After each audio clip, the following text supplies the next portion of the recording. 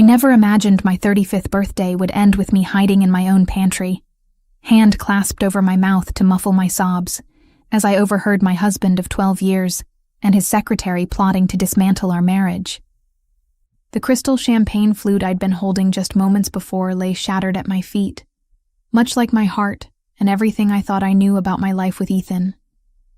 Let me rewind and tell you how I discovered my husband's betrayal on what should have been one of the happiest nights of the year. Before we jump back in, tell us where you're tuning in from. And if this story touches you, make sure you're subscribed, because tomorrow I've saved something extra special for you. My name is Olivia Westfield. Until 3 months ago, I thought I had the perfect life. A successful career as an interior designer, a beautiful colonial home in the suburbs of Boston, and what I believed was a rock-solid marriage to Ethan, my college sweetheart who now runs a thriving law firm. We didn't have children yet, but we'd been trying for the past year. At least, I thought we were. The day started wonderfully. I woke up to breakfast in bed, Belgian waffles with fresh berries, my favorite, and Ethan kissing my forehead, telling me he had a special surprise planned for that evening.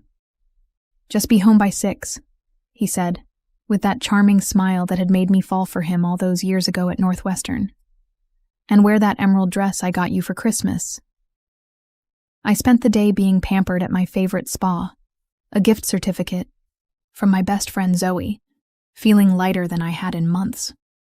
Work had been stressful lately with a difficult client, and Ethan had been distant, often working late. I'd chalked it up to a big case he was handling, involving some corporate merger. "Just a few more weeks of this craziness," he'd promised, repeatedly. When I arrived home that evening, our house was transformed. Soft lighting, elegant decorations, and the scent of my favorite lilies filled the air. About 30 of our closest friends were there, along with my parents who had flown in from Chicago as a surprise. Ethan had orchestrated everything perfectly. "Happy birthday, beautiful," he whispered in my ear as he handed me a glass of champagne. His cologne, the one I'd given him last Valentine's Day, mingled with his natural scent. Familiar. Safe. Or so I thought. As the evening progressed, I noticed something odd. Candace, Ethan's new secretary, whom I'd only met briefly twice before, was among the guests. She was striking. Tall and graceful with perfect auburn hair, and a confidence I'd always secretly envied in other women. But what was stranger than her presence was how she seemed to know our friends, laughing with them like old acquaintances while I, the birthday girl, felt somehow peripheral at my own celebration. "When did Candace become so chummy with our friends?" I asked Zoe as we refilled our plates at the buffet. Zoe hesitated before answering. "She's been at a few of the firm's social events lately. You know how Ethan likes to include his staff in everything." Something in her tone made me pause. "Is there something you're not telling me?" "No, of course not," she said too quickly. "Hey, have you tried the crab puffs? They're amazing." Classic deflection. Zoe was hiding something, but before I could press further, my mother pulled me away to introduce me to a friend of hers who had recently moved to Boston. Around 9 o'clock, I realized I hadn't seen Ethan for at least 20 minutes. The party was in full swing, laughter and conversation flowing as freely as the expensive wine he'd selected, but my husband was nowhere to be found. Neither was Candace. I told myself I was being paranoid. Maybe he was checking on the caterers or getting my birthday cake ready, but a knot formed in my stomach. The same intuitive dread I'd experienced before other life-altering moments, like when I got the call about my father's heart attack 3 years ago. I moved through our house, smiling at guests while scanning each room. When I reached the kitchen, I heard low voices coming from our adjacent home office. The door was slightly ajar. "We need to be smart about this, Ethan." Candace's voice was soft but clear. "The property division will be complicated, and if she suspects anything before we're ready..." My heart began to race. I inched closer to the door. She doesn't suspect a thing, Ethan responded, his voice carrying that confident tone he used in court. Olivia's completely focused on her new project and the baby thing. This birthday party was the perfect cover for us to talk. She'll never question why you were here. What about the Cayman account? Candace asked. Has she ever asked about those transfers? Never. She trusts me completely with our finances. Always has. He chuckled, and the sound, once so dear to me, now made my blood run cold. By the time I file the papers next month, everything will be in place. She'll get the house, which will seem generous, but she has no idea what we've built offshore. And us? Candace's voice softened further. How long before we can stop hiding? There was silence, then the unmistakable sound of a kiss. As soon as the dust settles. 6 months, maybe less. I promise. I stumbled backward, knocking into a serving tray on the kitchen island. My champagne flute slipped from my fingers, shattering against the marble floor just as my entire world was shattering around me. Without thinking, I ducked into the walk-in pantry as Ethan and Candace rushed out of the office. And that's where I stood now, trembling among the pasta boxes and canned goods, trying to process what I'd just discovered. My husband wasn't just having an affair. He and his secretary were methodically planning to dismantle our marriage while hiding assets and deceiving me at my own birthday celebration. As tears streamed down my face, one thought crystallized through the shock and pain. They had underestimated me severely, and that would be their biggest mistake. As I crouched in the pantry, my mind raced through 1,000 thoughts. The party continued just beyond the kitchen, my party, while my life imploded in slow motion. I heard Ethan's voice, now speaking in that artificially concerned tone I'd never recognized as fake until this moment. Honey? Olivia, where are you? It's almost time for the cake. The broken glass. He must have seen it.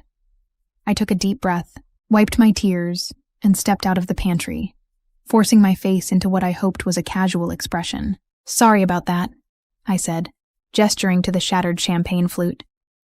Clumsy me. I was looking for more napkins. Ethan's eyes narrowed slightly, the same look he gave witnesses on the stand when he suspected they weren't being truthful. But his smile never faltered. Preparing and narrating this story took us a lot of time, so if you are enjoying it, subscribe to our channel. It means a lot to us. Now back to the story. No worries, birthday girl. Let's get that cleaned up and get back to the party. Everyone's waiting. As he bent to help one of the caterers sweep up the glass, I noticed Candace hovering by the doorway, her perfect makeup not even slightly smudged from their intimate moment. Our eyes met, and I saw something there. Not guilt, but calculation. She was assessing me, wondering if I'd heard them. I smiled broadly, channeling every acting class I'd taken in college. Candace, I'm so glad you could make it. Ethan's staff is like family. The irony of my words hit me like a slap. Family. Right.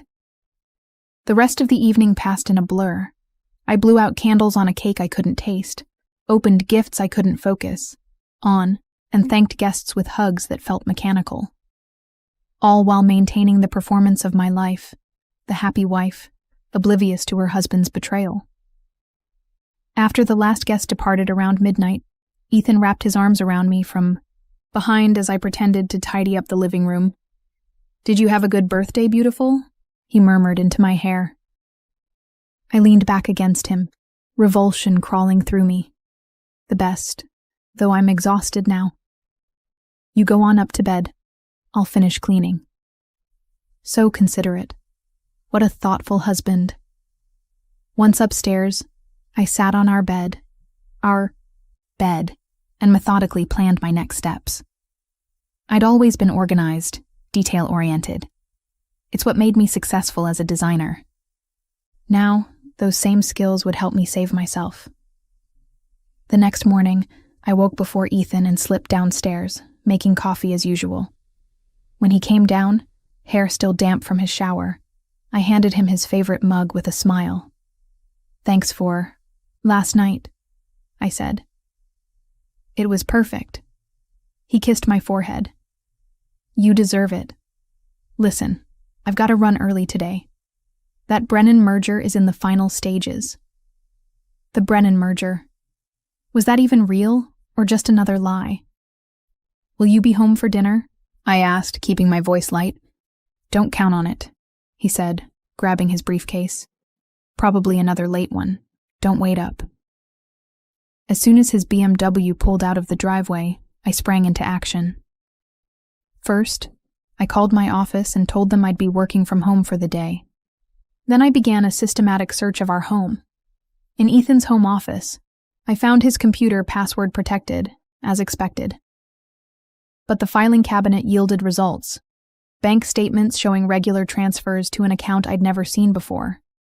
Small amounts, nothing that would have caught my attention on our joint accounts, but substantial when added up over what appeared to be the last 18 months. 18 months. The betrayal had started before Candace even joined his firm. The timeline made me physically ill. Next, I checked his desk drawers. In the back of the bottom drawer, taped underneath, I found a burner phone.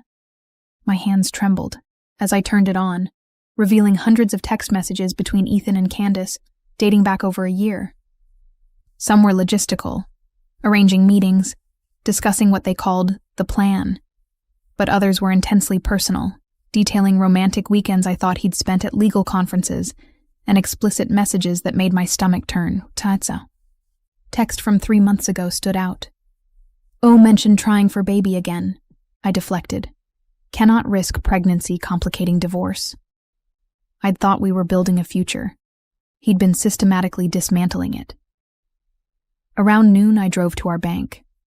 Margaret, the branch manager, had handled our accounts for years. "Olivia, what a lovely surprise," she greeted me. "What can I help you with today?" "I need to check something on our accounts," I said carefully. "Ethan mentioned setting up a new investment account, but I've misplaced the details." Margaret frowned slightly. "I don't show any new accounts under your joint names."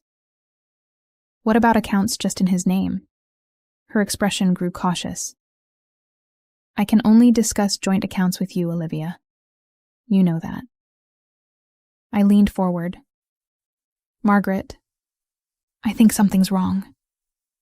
Please, we've known each other for years." She hesitated, then spoke quietly.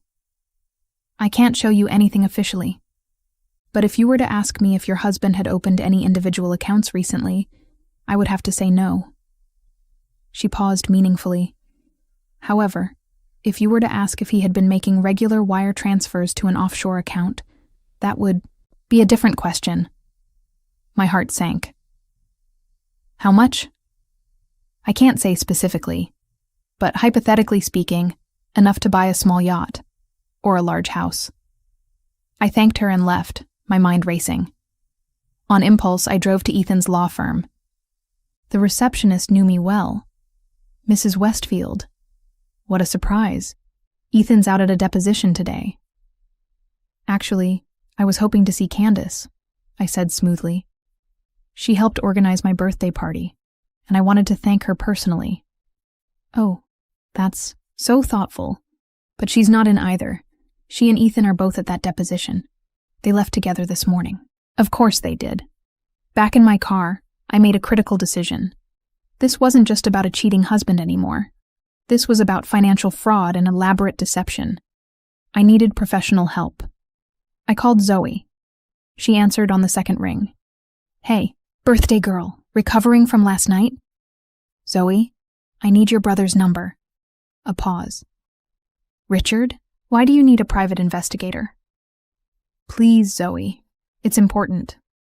Another pause. "Liv, what's going on? You sound strange." "I'll explain everything, I promise. But first, I need to gather evidence." 30 minutes later, I sat in Richard Cameron's sparse office downtown. Ex-cop turned PI. Zoe's brother had the kind of face that revealed nothing and saw everything. I laid out what I knew, pushing the burner phone across his desk, I need everything, I said. Where the money is going, how long this has been happening, documentation of the affair, and anything else he's hiding. Richard nodded slowly. Your husband's a powerful attorney. This won't be easy. I don't care. I want the truth. All of it. It'll be expensive. I smiled grimly. Bill me. And Richard? I need this done quickly and discreetly. They're planning to file for divorce next month, and I want to be ready. As I left his office, a strange calm settled over me. The initial shock had given way to something else, a cold, focused determination. Ethan thought I was clueless, easy to manipulate. Candace saw me as an obstacle to eliminate. They were about to discover just how wrong they were. That evening, I greeted Ethan with a home-cooked meal and a warm smile. We talked about my latest design project, the weather, anything but what burned inside me. When he mentioned the deposition that had run long, I nodded sympathetically. You work too hard, I said, refilling his wine glass. It's all for us, he replied, reaching for my hand across the table. For our future. Our future. The lie nearly choked me, but I squeezed his hand and smiled. I know, I said softly. And I appreciate everything you do. Later, as Ethan slept beside me, I stared at the ceiling, mentally cataloging our assets, planning my next moves. The woman who had stood in that pantry, shattered and sobbing, was gone. In her place was someone stronger, someone who would fight with every resource available. They had declared war on my life, my future, my very sense of self. Now I was arming myself for battle. A week passed with excruciating slowness. I maintained my performance as the oblivious wife while meticulously documenting Ethan's lies. Each late night at the office, each business call taken in hushed tones on the patio, each vague explanation about his whereabouts. I recorded everything in a journal locked in my car's glove compartment. Wednesday afternoon, Richard Cameron called me while I was selecting fabric samples for a client. We need to meet, he said without preamble. Not at my office. We arranged to meet at a small cafe across town, the kind of unremarkable place where Ethan or his colleagues would never venture. Richard was already there when I arrived, a manila envelope on the table before him, his expression grim. That bad? I asked, sliding into the booth. He pushed the envelope toward me. Worse than you thought, but maybe better for your case. Inside was a series of photographs. Ethan and Candace entering a high-rise apartment building I didn't recognize. The two of them dining at an exclusive restaurant on the waterfront, kissing in a parked car. Mundane evidence of an affair, painful but expected. Then came the financial documents. Bank statements from the Cayman Islands, showing an account in Ethan's name with deposits totaling nearly $2 million. Property records for a beachfront condo in Belize purchased 6 months ago through a shell company. Correspondence between Ethan and a financial advisor about asset protection strategies in anticipation of marital dissolution. He's been planning this for over a year, Richard said quietly. The affair with Candace seems to have started around 18 months ago, but the financial maneuvering began even earlier. I stared at a photo of my husband and his secretary leaving a luxury car dealership, her hand casually resting on his arm. He never intended to stay married to me. Richard hesitated. There's more. The Brennan merger he's been working on? It's real, but there's something off about it. My contact at the SEC mentioned some unusual trading activity surrounding the companies involved. You think Ethan's involved in something illegal? I think your husband is playing a dangerous game, the kind that could have professional consequences, beyond divorce. A new thought occurred to me, both terrifying and empowering. If he's engaging in financial misconduct related to this merger, it gives you leverage, Richard finished. But it also puts you at risk. If you're still legally married when any impropriety comes to light, you could be implicated. I leafed through more photos, stopping at one showing Ethan, Candace, and a man I didn't recognize entering what appeared to be a private banking facility. "Who's this?" I pointed to the unknown man. "Victor Reyes," Richard said. "Major player. In international finance, specializes in complex offshore structures. Has a reputation for skirting legal boundaries." The pieces began falling into place. "Ethan mentioned a new client last year. Victor something. Said he was a referral from his old college roommate," Richard nodded. "Your husband's been moving your marital assets through Reyes's network. Not all of it. He's too smart for that. But enough to significantly impact your divorce settlement." I thought of the beautiful colonial home we'd renovated together, the retirement accounts we'd dutifully built, the life insurance policies naming each other as beneficiaries. All the while, Ethan had been systematically siphoning away our joint wealth. What about Candace? What do we know about her? Richard pulled out another document. Candace Warner, age 32. Worked at 3 law firms in the past 5 years. Always as an executive assistant to the managing partner. Background in finance, not legal. Interesting pattern. Each of her previous bosses went through divorces while she worked for them. I felt a chill. She targets married attorneys? Can't prove. Intent, but the pattern is suspicious. Her financial situation has improved dramatically since she started working for Ethan. New car, designer clothes, weekend trips, on a secretary's salary. He's been giving her money, I said flatly, or promising her a cut of what he's hiding. From you. I took a deep breath, processing this new information. What's my next move? Richard leaned forward. You need a lawyer. Not just any divorce attorney, someone who specializes in high-asset cases involving financial concealment.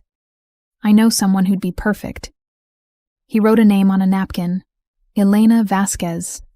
She's tough, discreet, and has a background in forensic accounting. She's taken down bigger fish than your husband. I folded the napkin and tucked it into my purse. I'll call her today. One more thing, Richard said, his voice lowering. Has Ethan been acting differently toward you?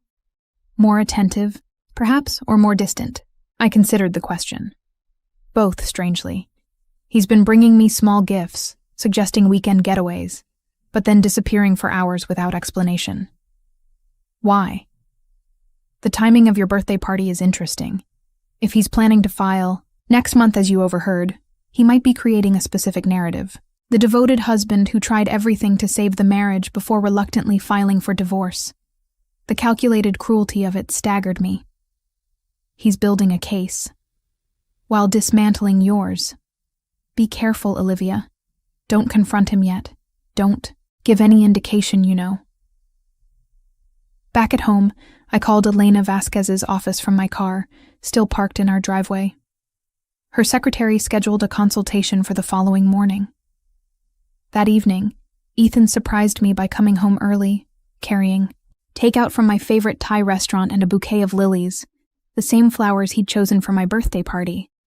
Thought we could use a quiet night together, he said, kissing my cheek.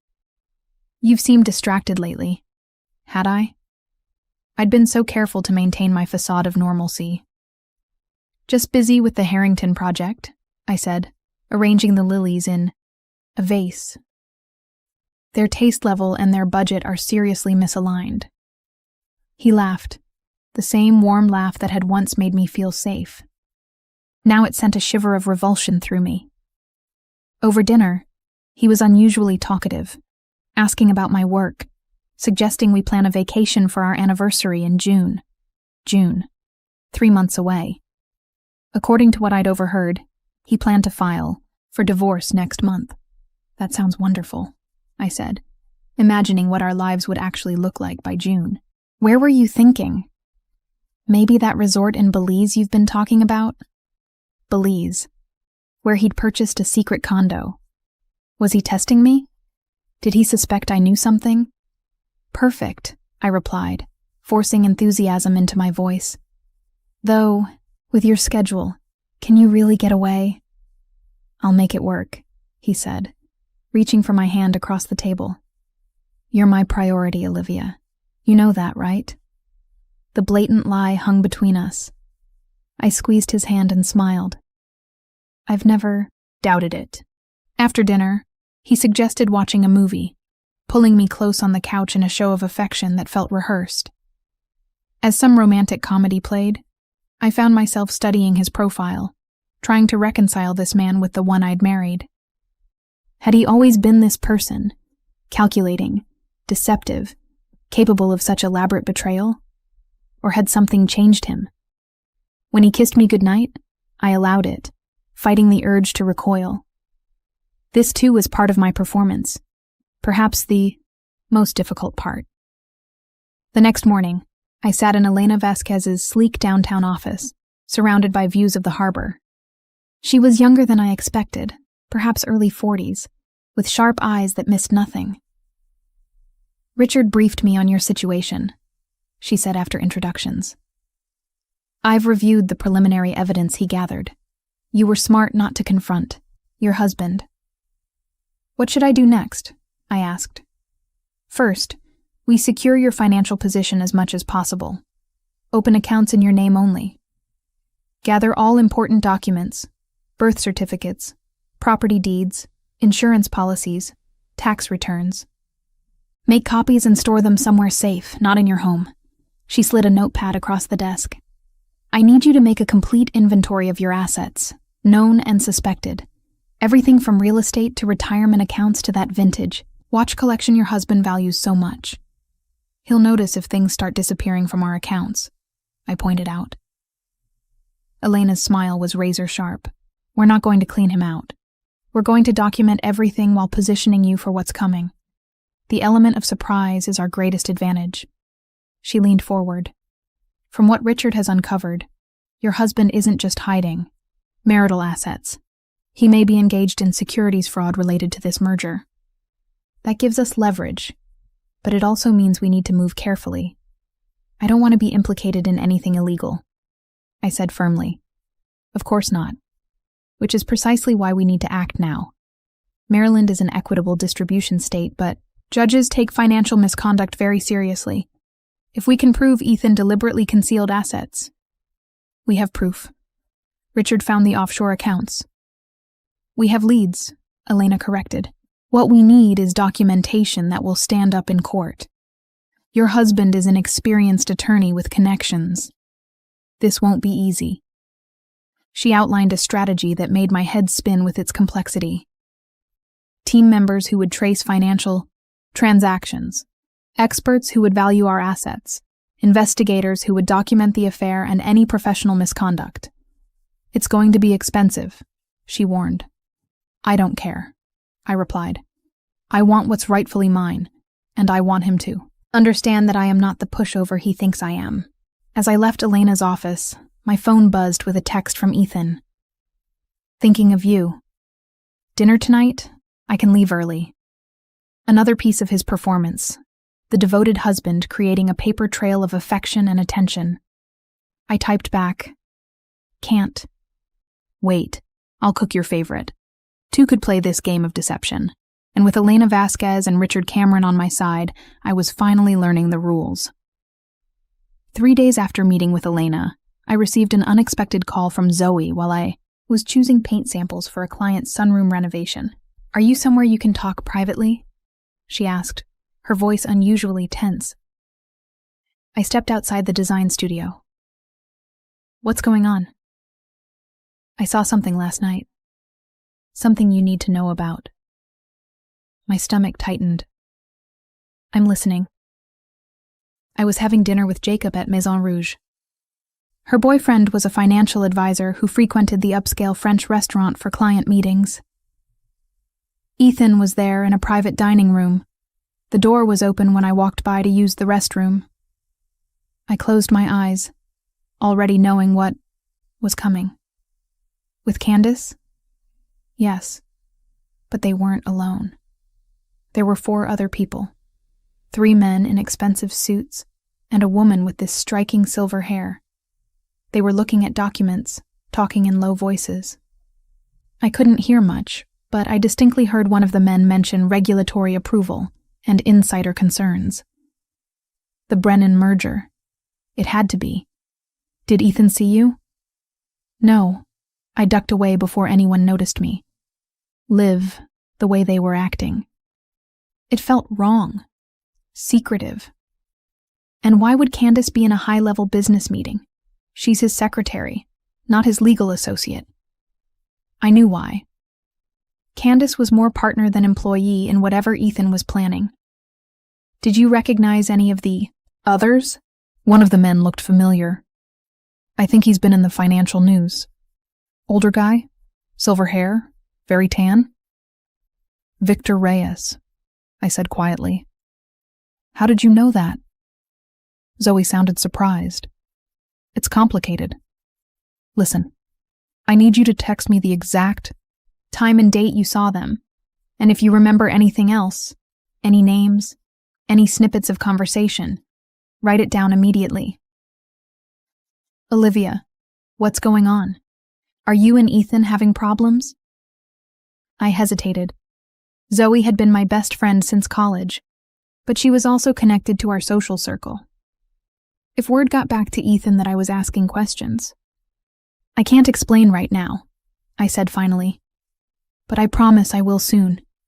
Just don't mention to anyone that you saw Ethan last night, okay? You're scaring me. I'm okay. Really. Just being cautious. After hanging up, I immediately called Richard and relayed what Zoe had told me. This is good, he said. If your friend is willing to provide a statement about what she saw, it could help establish a pattern of secretive business dealings. She doesn't know what's really happening. I haven't told her about the divorce plans or the affair. You might need to. Having someone in your corner who knows Ethan socially could be valuable. I wasn't ready for that yet. Each person who knew increased the risk of Ethan discovering I was onto him.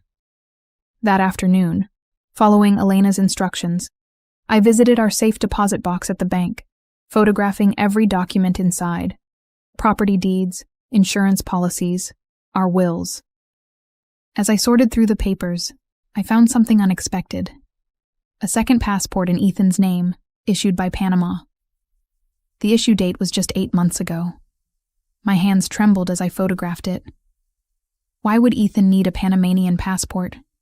The implications were disturbing. Back home, I uploaded the photos to the secure server Elena had set up. Within an hour, she called me. The Panamanian passport is concerning, she said without preamble. Combined with the offshore accounts and property in Belize, it suggests your husband is establishing an exit strategy beyond just divorcing you. You think he's planning to leave the country? Let's just say he's creating options for himself. People don't obtain second citizenships and open foreign bank accounts unless they're considering scenarios where they might need them. A chill ran through me. The merger. If there's something illegal happening. Exactly. We need to accelerate our timeline. Can you come to my office tomorrow at noon? My forensic accountant will be there. The next morning, I told Ethan I had a client meeting downtown. He barely looked up from his phone. Don't wait dinner for me. Strategy session for the Brennan merger. The lies flowed so easily between us now. At Elena's office, I met Martin Frost, a soft-spoken former FBI financial crimes specialist who now worked exclusively with high-asset divorce cases. He spread printouts across Elena's conference table, bank statements, property records, corporate filings. Your husband has been busy, he said, circling figures with a red pen. We've identified approximately $3 million moved through various entities in the past 2 years. Some to the Cayman account Richard discovered, but that's just the beginning. He pointed to a complex diagram showing interconnected companies and financial institutions. This is a classic layering scheme. Money moves from your joint accounts to his law firm's operating account, disguised as partner distributions or expense reimbursements. From there, it goes to a management company in Delaware, then to a trust in Nevada, and finally offshore. Elena leaned forward. The good news is that we can trace most of it. The bad news is that your husband has been extraordinarily methodical. This didn't happen on impulse. He's been planning his exit for years. My mind reeled. Years? We'd only been married for 12. What about the Brennan merger? I asked. Richard mentioned possible securities fraud. Martin and Elena exchanged glances. We've found some concerning patterns, Martin said carefully. Unusual trading activity in both companies' stocks before public announcements. If your husband has access to material non-public information and is acting on it or sharing it, that's a federal offense, Elena finished, which creates both opportunity and risk for you. On one hand, it gives us leverage in settlement negotiations. On the other, it could mean your assets being frozen during an investigation. What should I do? Continue gathering information, Elena said. But we need to move quickly. Based on what you overheard, Ethan plans to file within the next few weeks. We need to be ready to counter with our own filing the moment he shows his hand. As I left the meeting, a text arrived from Ethan. Meeting canceled. Coming home early. Thought we could go out tonight. Another unexpected change in routine. Was he suspicious? Or was this more evidence building for his attentive husband narrative? I replied, Sounds perfect. I'll be home in an hour. At home, Ethan greeted me with a kiss and a small jewelry box. Inside was a delicate emerald bracelet that matched the earrings he'd given me for Christmas. Just because, he said, fastening it around my wrist. It's beautiful, I said, the cool metal feeling like a shackle against my skin. What's the occasion? Do I need one to spoil my wife? Over dinner at an expensive steakhouse, Ethan was attentive, charming, asking about my day, my current design projects, the book I'd been reading. To anyone observing us, we would have looked like the perfect couple celebrating some happy milestone. I've been thinking, he said as we shared dessert. Maybe we should take a step back from trying for a baby right now. I nearly choked on my wine. After months of tracking my cycle, of scheduled intimacy, of talk about nursery designs and names, he was suddenly backing away from our family plans. Of course he was. He couldn't risk a pregnancy complicating his carefully orchestrated divorce. Why the change of heart? I managed to ask. He reached for my hand, his expression perfectly calibrated to show concern. You've seemed stressed lately. I think we're both overworked. Maybe we need some time to reconnect before bringing a child into the mix. The calculated cruelty of it made my chest tight. He was laying groundwork, creating a narrative of marital strain that would justify his eventual filing. Whatever you think is best, I said softly, playing my role in this twisted performance. Later that night, as Ethan slept beside me, I stared at the ceiling and made a decision. No more reacting to his moves. It was time to take control of this game. The next morning, I called Elena from my car. I want to file first, I said without preamble. Are you sure? We're still gathering evidence. Another week would strengthen our position. He's getting suspicious. The surprise gifts, the sudden attention, changing his mind about having a baby. He knows something's off. A pause. All right. We can file early next week. But we need to secure your financial position first. Do you have access to liquid funds he doesn't control? I thought of my personal savings account, money I'd set aside from my design business before we merged finances. Not much, but enough for initial legal fees. Yes, about $30,000. Transfer half to the retainer account we set up. Keep the rest accessible for emergencies. Then follow the financial checklist I gave you. Credit freeze, new accounts, securing personal items. What about confronting him? Once we file, do I tell him I know about the affair? About Candace? Not yet, Elena said firmly. Let him believe. You're filing for irreconcilable differences. The evidence of financial misconduct and infidelity is our leverage for settlement negotiations. We don't show our full hand until necessary. As I hung up, I felt strangely calm. For weeks, I'd been reactive, scrambling to catch up to Ethan's deception. Now, finally, I was seizing control of my future. That evening, while Ethan worked late, I methodically began executing Elena's checklist. I moved my jewelry and family heirlooms to a new safe deposit box in my name only. I gathered important documents and stored copies with my parents. I withdrew the maximum daily amount from our joint accounts for 3 consecutive days, depositing it into my new separate account.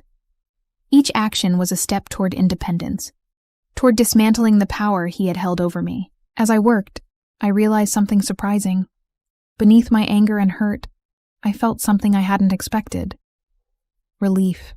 The facade was crumbling, the performance ending.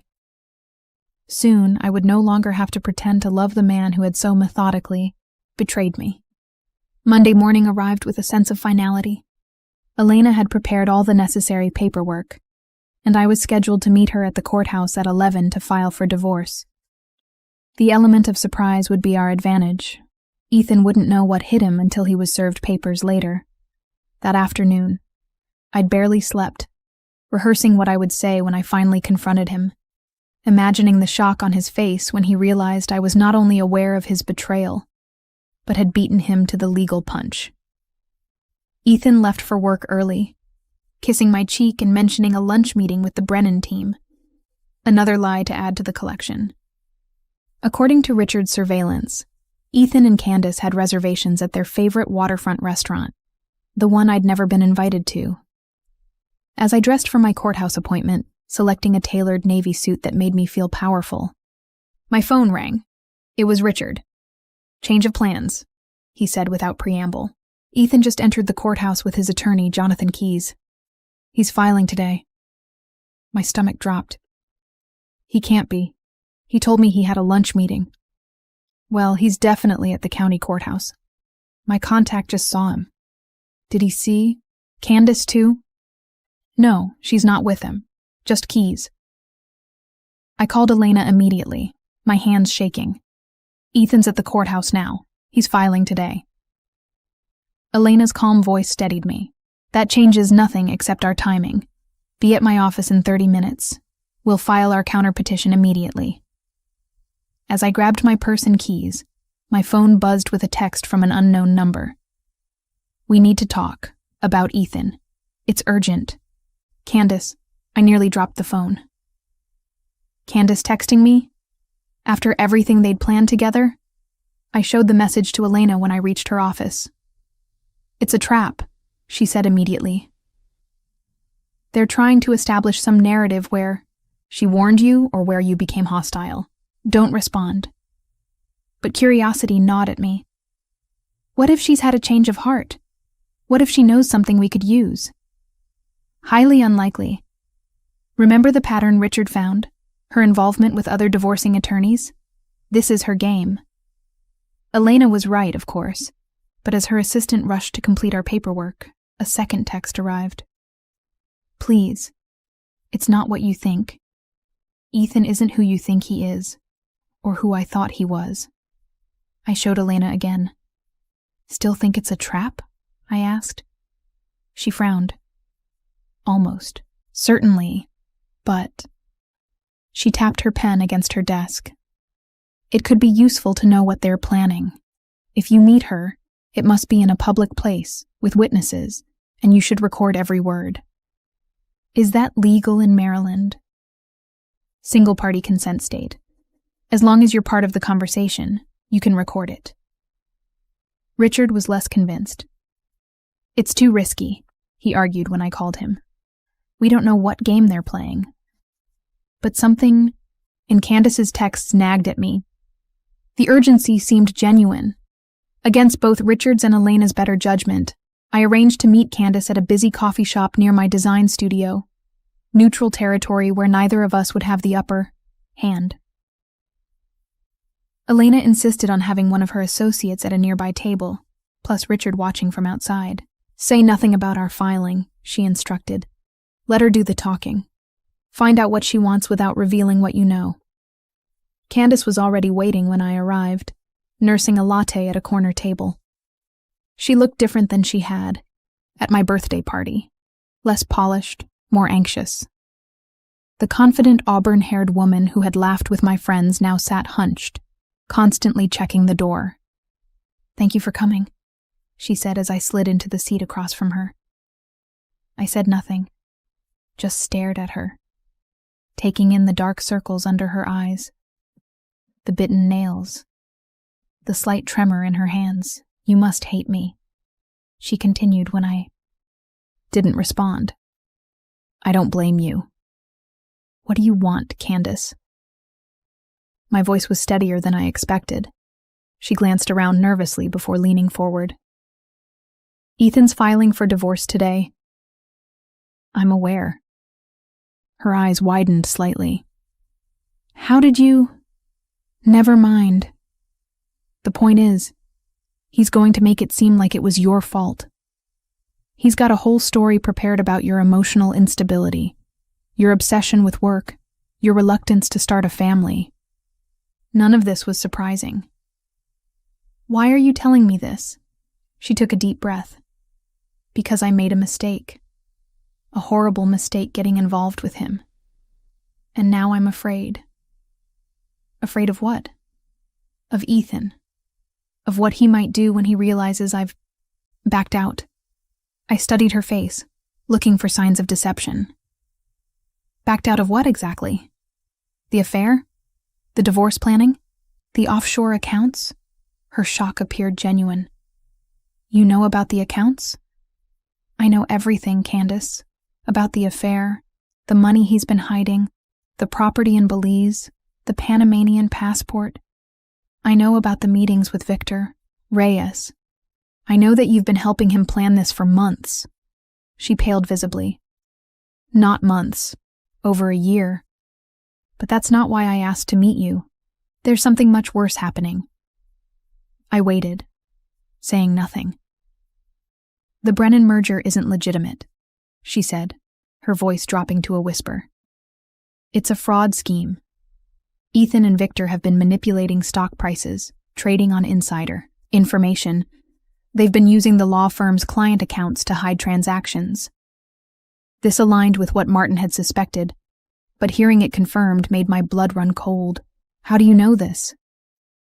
"I'm his secretary. I see everything. Emails, phone calls, meetings. At first, I didn't understand what was happening.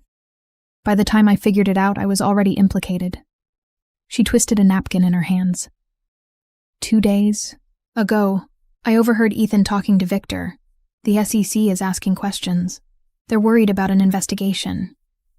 And suddenly you've developed a conscience?" Her eyes flashed with anger. "I never agreed to anything illegal. The affair was bad enough. Helping him plan to leave you was worse, but this could mean prison. And Ethan's solution was for us to leave the country. Use the Panamanian passports, move to Belize, live off the hidden money." "Us?" I raised an eyebrow. "You have a Panamanian passport too?" She nodded miserably. "He arranged it months ago, said it was for a surprise trip. I was stupid enough to believe him." "Why come to me now? Why not go to the authorities?" "Because I have no proof. It would be my word against his, and he's a respected attorney with powerful connections. But you're his wife. You have legal standing to access information I can't." I leaned back, evaluating her story. It seemed plausible, but trusting the woman who had been sleeping with my husband for over a year felt impossible. "What exactly do you want from me, Candace?" "I want out. I want protection. If the SEC investigates and finds wrongdoing, I could be implicated as an accessory." Her voice cracked. "I made a terrible mistake getting involved with Ethan, but I don't deserve to go to prison for his crimes. And in exchange for my help, you're offering information, dates, accounts, conversations I've witnessed, access to his private email that you wouldn't have otherwise."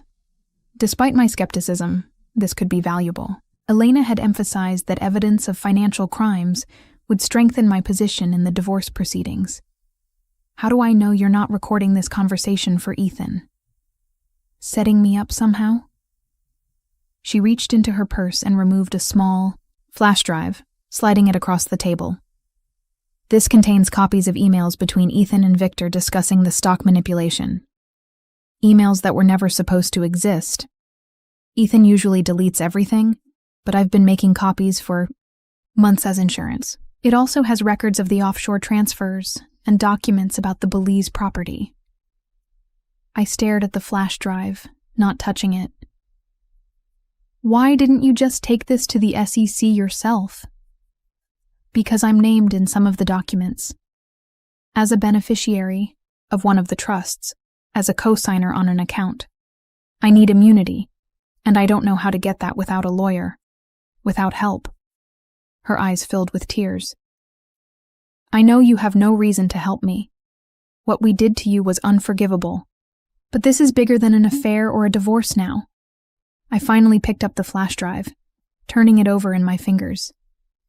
I need to think about this, and have my attorney look at whatever is on here. There isn't much time, Candace said urgently. Once Ethan realizes I've given you this information, he won't hear it from me, I interrupted. Not until I verify what you've told me. As I stood to leave, she grabbed my wrist. There's one more thing you should know. Ethan never loved me. I was useful to him, someone who could help manage his finances, arrange his affairs, eventually relocate with him. But there have been others before me, and if his plans with me fall through, there will be others after. I pulled my arm away. That doesn't surprise me anymore. Outside, Richard was waiting by my car. Get everything? I patted my phone where the recording app was still running. Everything, plus this. I showed him the flash drive. Don't plug that into any device connected to your home network, he warned. It could contain tracking software, malware.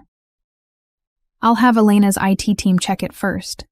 Back at Elena's office, I recounted the conversation while her team prepared our counterfiling to Ethan's divorce petition. If what she's saying about the SEC is true, we need to move carefully, Elena said. Financial crimes investigations can freeze assets, complicate divorce proceedings. Do you believe her? I asked. About being afraid of Ethan? About wanting out? Elena considered. It's possible. People like your husband, narcissistic, controlling, manipulative, often inspire fear in those closest to them. But it's equally possible this is an elaborate setup. To what end? To make you appear vindictive, unstable, to create a narrative where you're conspiring with his secretary out of jealousy. I hadn't considered that angle. So what do? We proceed with our original plan, but we add this new information to our arsenal. My team will examine the flash drive contents using secure protocols. If the information checks out, it becomes leverage in our negotiations. As I signed the final papers for our counterfiling, I felt strangely disconnected from the moment. This was it, the official end of my marriage. 12 years reduced to legal documents and allegations. What happens now? I asked as Elena's assistant rushed the paperwork to the clerk's office. Now we wait for Ethan to be served with our counterpetition. And then, she smiled grimly, we watch him realize he's not the only one who can play this game.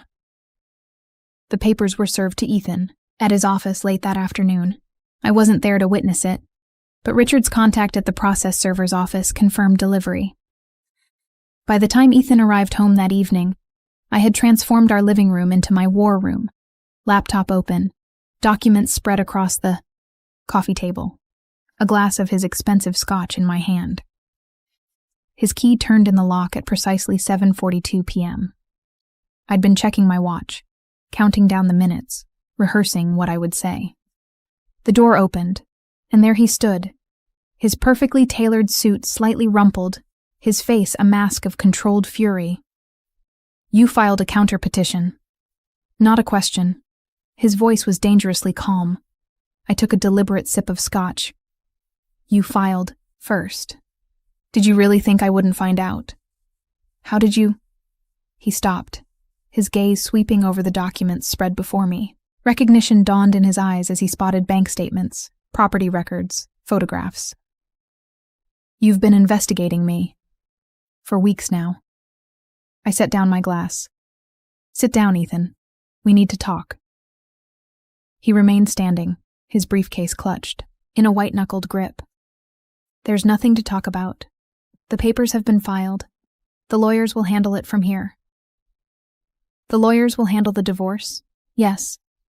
But we need to discuss the offshore accounts in the Caymans, the property in Belize, the Panamanian passport, the Brennan merger, and your meetings with Victor Reyes. Each item landed like a physical blow. I watched the blood drain from his face, saw the moment when he realized just how much I knew. You've been in my office, he accused. You've been going through my things. I didn't need to. You weren't as careful as you thought. He moved to the bar cart and poured himself a drink, buying time to compose himself. When he turned back to me, his expression had shifted from shock to calculation. Whatever you think you know, Olivia, you're mistaken. The accounts are legitimate business investments. The property is a surprise I was planning for our anniversary. You're turning normal financial transactions into something sinister because you're angry about the divorce. I laughed, the sound harsh even to my own ears. Still lying even now? I heard you, Ethan, at my birthday party. You and Candace in the office, talking about hiding assets, about waiting until the divorce was final to be together openly. A flicker of genuine surprise crossed his face. You overheard us that night? Every word. That's why the champagne glass broke. I was right outside the door. He sank into the armchair across from me, recalibrating. I never wanted to hurt you. Olivia, things between us. They haven't been right for a long time. Save it. I cut him off. I'm not interested in your justifications. I'm interested in what happens next. What do you want? Always the attorney, looking for the negotiation angle. Everything I'm entitled to. Half of our marital assets, the real number, not the one you've engineered through your offshore accounts. The house. And full disclosure to the SEC about the Brennan merger. His eyes narrowed. The Brennan merger is none of your concern. It became my concern when you used our joint assets to finance whatever scheme you're running with Victor Reyes. I won't be implicated in securities fraud, Ethan. There is no fraud, he snapped, but his eyes darted away, a tell I'd never noticed. Before, how many other lies had I missed over the years? Candace came to see me today, I said, watching him carefully. That got his full attention. What? She seems scared, Ethan. Says you're pressuring her to leave the country with you. Says the SEC is already asking questions. He was on his feet in an instant. She's lying. Whatever she told you. She gave me proof, emails, transfer, records, details about the stock manipulation. It was a calculated risk, mentioning the flash drive before Elena's team had verified its contents. But I needed to see his reaction. His face contorted with rage. That bitch. I should have known she was making copies. He began pacing, all pretense abandoned. She approached you? I don't believe it. This is a setup. Why would she set you up? I thought you two were planning your happily ever after in Belize. He laughed bitterly. Candace was never coming to Belize. She served her purpose, access to certain accounts, certain connections through her previous employers. She was convenient. The ace. Casual cruelty in his voice was stunning. I thought of Candace's words. Ethan never loved me. She'd been right. So you were using her, just like you used me. He stopped pacing and fixed me with a cold stare. We all use each other, Olivia. Don't pretend you didn't benefit from our marriage. The lifestyle, the connections, the social position. You think your little design business would have high-end clients without my name behind it? Each word was designed to wound, to diminish me. 6 weeks ago, they might have succeeded. Now they only confirmed what I already knew. The man I'd married was a stranger. My business will be fine without your name, I said calmly. Your reputation? on the other hand, might not survive what's coming. Are you threatening me? He moved closer, looming over me. I'm stating facts. The SEC investigation, the divorce filing detailing financial misconduct, the evidence of the affair. It's going to be very public, Ethan. Very messy. His expression hardened. You won't do that. You've always cared too much about appearances, about what our friends think. You're describing the old Olivia. She disappeared the night of my birthday party. I stood up, refusing to let him intimidate me with his physical presence. This Olivia doesn't care what anyone thinks. This Olivia wants justice. We stood facing each other, the coffee table between us, 12 years of shared history disintegrating in the space of a single conversation. What exactly do you want? He asked finally. I told you. My fair share of our assets, all of them, not just the ones you've left visible. The house, and a full accounting of your involvement in the Brennan merger so I can protect myself from any legal implications? Impossible. The Cayman accounts are untraceable. Richard found them. Imagine what the SEC could find with their resources. He ran a hand through his perfectly styled hair, disheveling it. For the first time, I saw fear beneath his anger. If we go to court, it will destroy us both, he said. Everything we've built. You destroyed it already, I replied. I'm just making sure I don't go down with you. Ethan moved to the bar again, refilling his glass with trembling hands. I need to think, to talk to my attorney. By all means, Elena Vasquez will be expecting. His call, his head snapped up. You hired Vasquez? How did you even know about her? I've been very thorough, Ethan. More thorough than you gave me credit for. He drained his glass and set it down with deliberate control. I'll be staying at the Four Seasons. Tonight, we can continue this conversation when we've both cooled down. Take whatever you need. The rest can be arranged through the lawyers. At the door, he paused, looking back at me with an expression I couldn't quite read.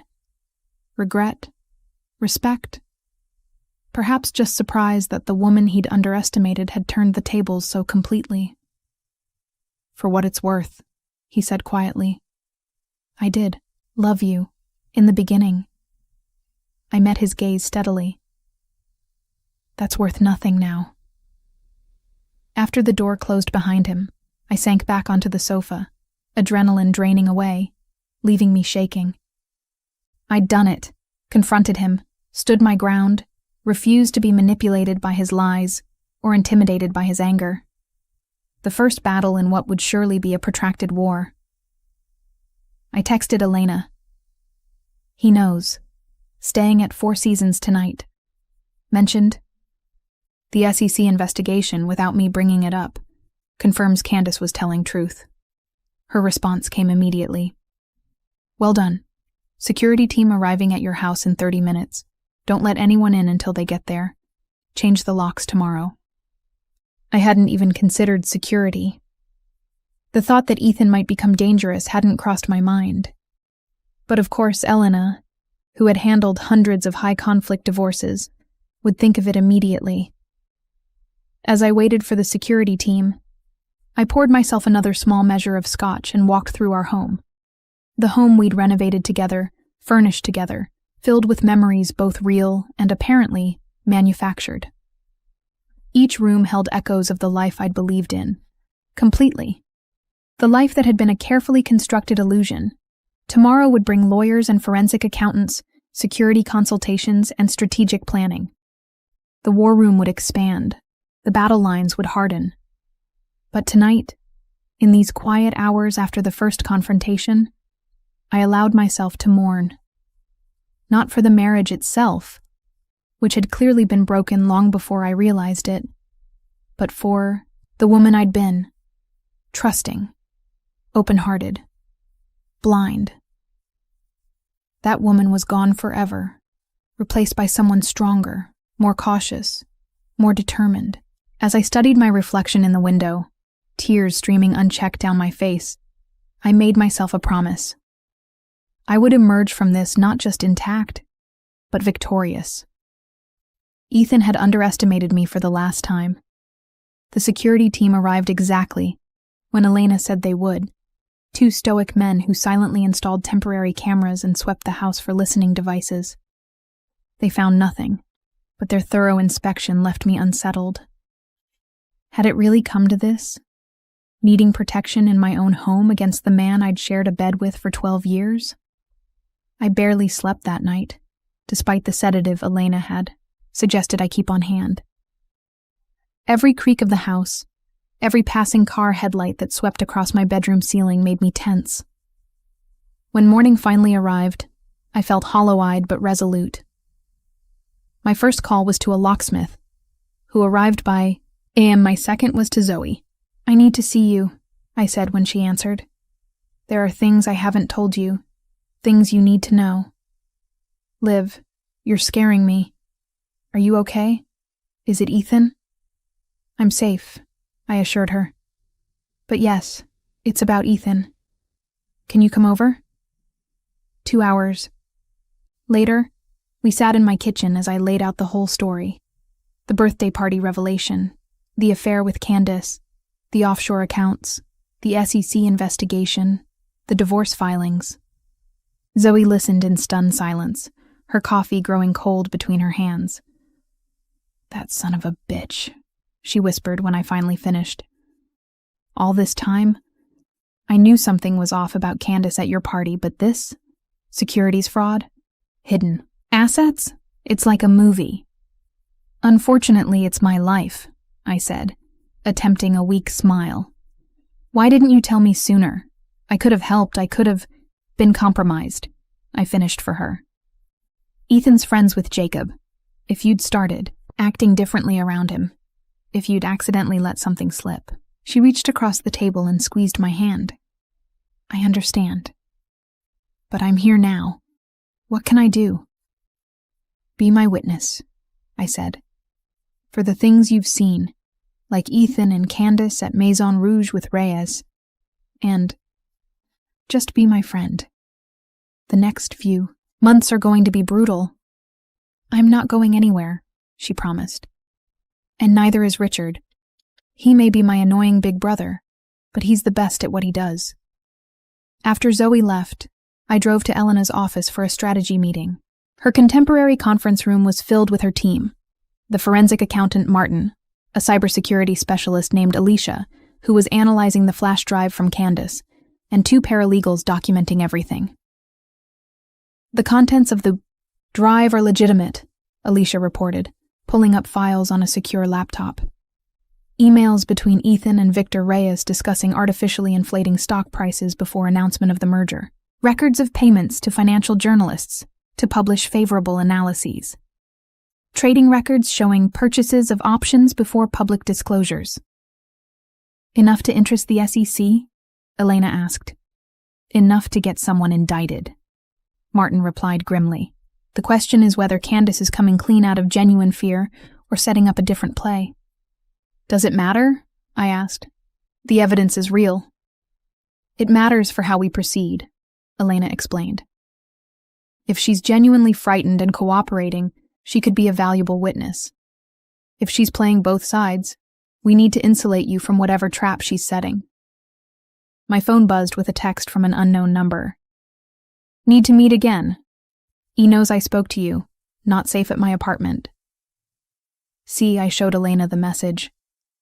"What do we do?" She thought for a moment. "Tell her to come here. My office is secure and we'll have witnesses to anything she says." I replied to Candace with the address, and she responded immediately that she would be there in an hour. While we waited, Elena guided me through the financial disclosures required for the divorce proceedings. "Ethan's attorney filed for an emergency hearing on temporary support," she told me. "He's claiming you've locked him out of the marital home and cut off access to joint accounts." I scoffed. "He chose to go to the Four Seasons, and I haven't touched the joint accounts, except to withdraw cash for living expenses.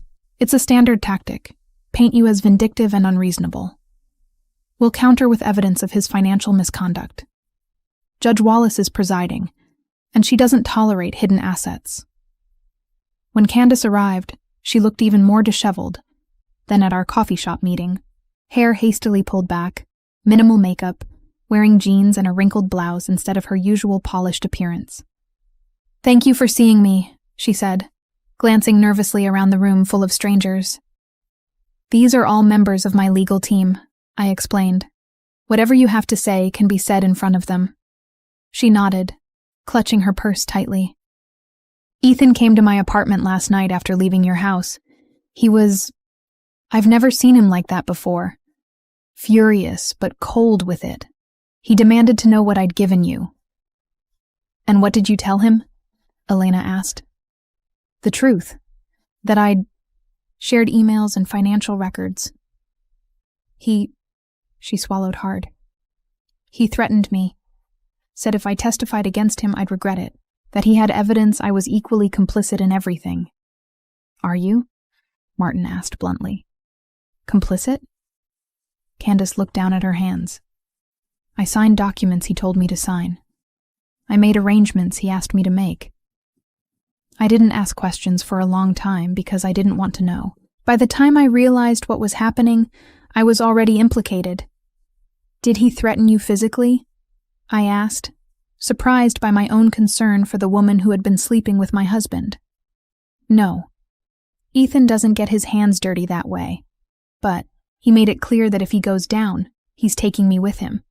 And others." "What others?" Elena leaned forward.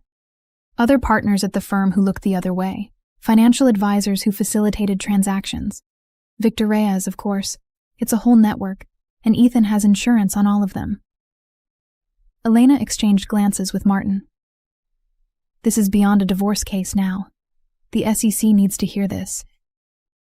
"I can't go to the SEC without immunity," Candace said desperately. "I'll lose my career, possibly go to prison. We have a contact in the white-collar crimes division," Elena said.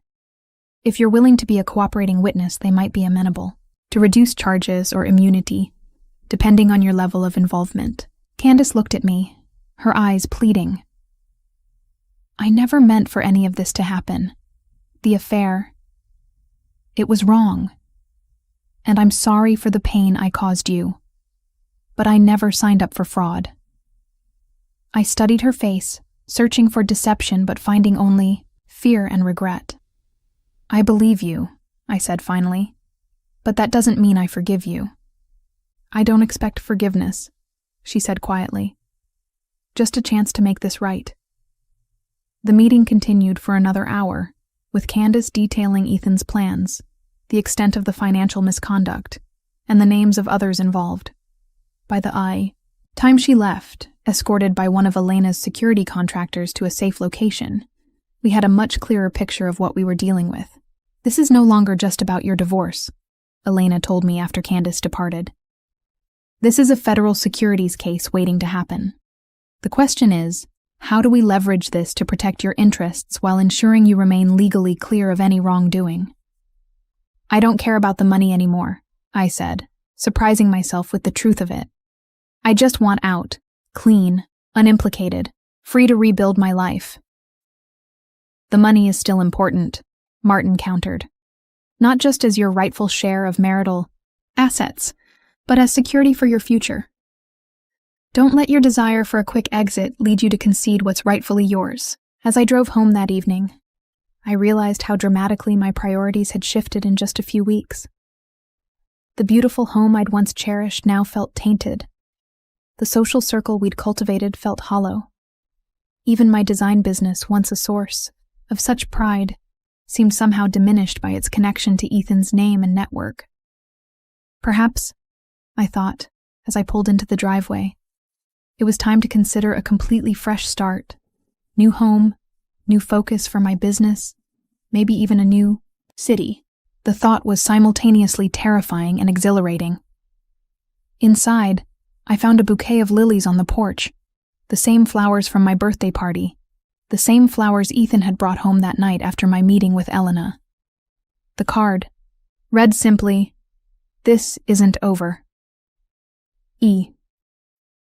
I called Richard immediately, sending him a photo of the flowers and card.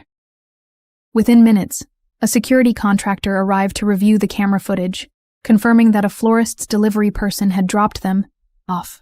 Standard intimidation tactic, Richard assured me when he called back. He's trying to rattle you, show he still has access. The cameras caught everything, and we've documented it. Just another piece of evidence of his behavior during proceedings. That night, as I lay in bed staring at the ceiling, I realized that despite the anxiety and uncertainty clouding my future, I felt something unexpected. Hope. For the first time in longer than I could remember, I was making decisions solely for myself, without considering Ethan's preferences or our image as a couple.